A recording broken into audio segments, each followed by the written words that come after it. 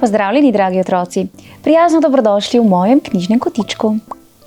Današnjo pravljico sem izbrala na podlagi naslovnice ter zanimivega naslova knjige. Spoznali bomo medveda, ki je najraje kar sam. A kmalu se v sosednjo hišo priseli zajčja družina, ki pa predstavlja pravo nasprotje medvedu, namreč zelo so družabni. In ker so medvedu nenehno trkali na vrata, jih je medved poimenoval kar sitnobe sitne. Ja, kar malce žaljiv je bil tale medved, kaj ne?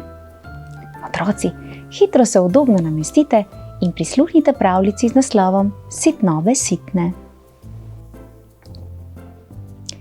Medved je živel sam, daleč stran od vseh, in tako mu je bilo najbolj všeč. Zato si lahko predstavljate, kako jezen je bil, ko si je družina zajcev zgradila domek tik zraven njegovega.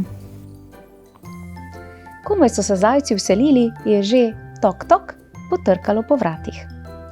Pozdravljeni, gospod medved, bi nam posodili malo medu, radi bi spekli torto. Čisto nič medu nimam, je rekel medved. Sitnobe sitne, je zamrmral.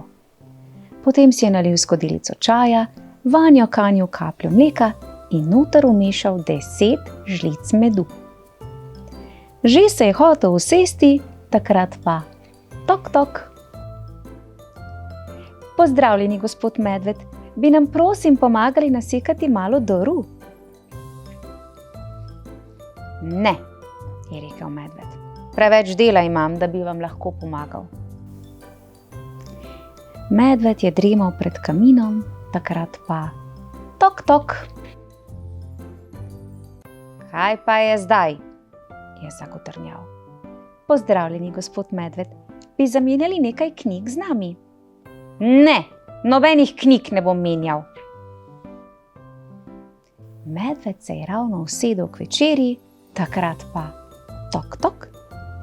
Pozdravljeni, gospod medved, ali bi želeli opazovati utrinke z nami? Ne, ne in ne, je rjovel medved. Hočem samo, da me pustite pri miru. In so ga. Dokler ni na lepem previdno potrkalo na vrata. Tok tok.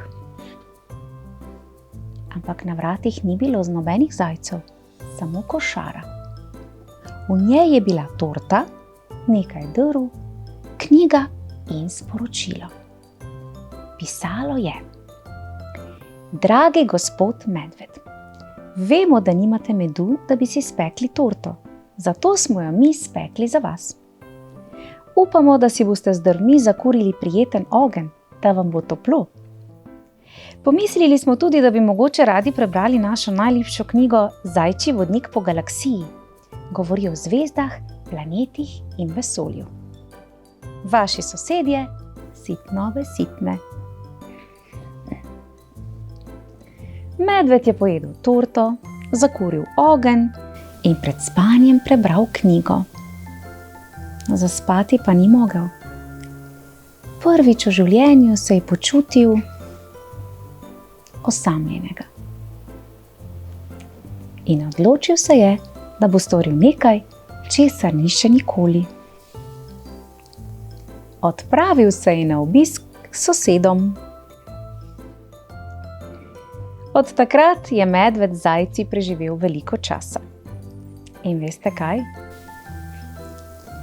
Tako mu je bilo najbolj všeč. Ja, pa je medved le spoznal, da so prijatelji dragocenejši od lastnega miru. Že pride kakšen dan, ko si želimo miru in samote, ampak potem je spet prijetno vrniti se okrog svojih prijateljev. Z njimi je vse nekako lažje. Pa zajčke moramo tudi pohvaliti, saj so bili nevsiljivi ter zelo potrpežljivi.